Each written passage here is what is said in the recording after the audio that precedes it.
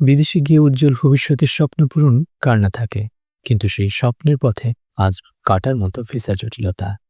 গণমাধ্যম থেকে জানা গেল, সুইডেনের একটি বিশ্ববিদ্যালয়ে ভর্তির সুযোগ পেয়েছিলেন ঢাকার একজন শিক্ষার্থী।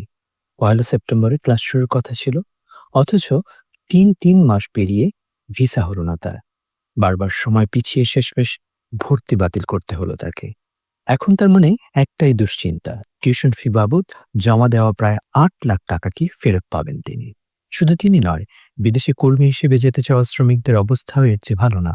মধ্যপ্রাচ্যের নিয়মিত গন্তব্যগুলো এখন বাংলাদেশিদের জন্য হয় বন্ধ, নয়তো কঠিন শর্ত সাপেক্ষে খোলা।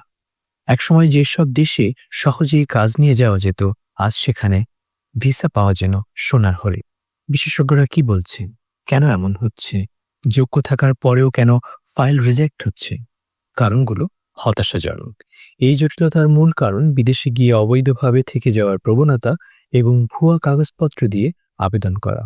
একটি দেশের অভ্যন্তরীণ পরিস্থিতি এবং কূটনৈতিক সম্পর্কের ক্ষেত্রে গুরুত্বপূর্ণ ভূমিকা রাখে, কিন্তু এই জটিলতা আরও গভীর।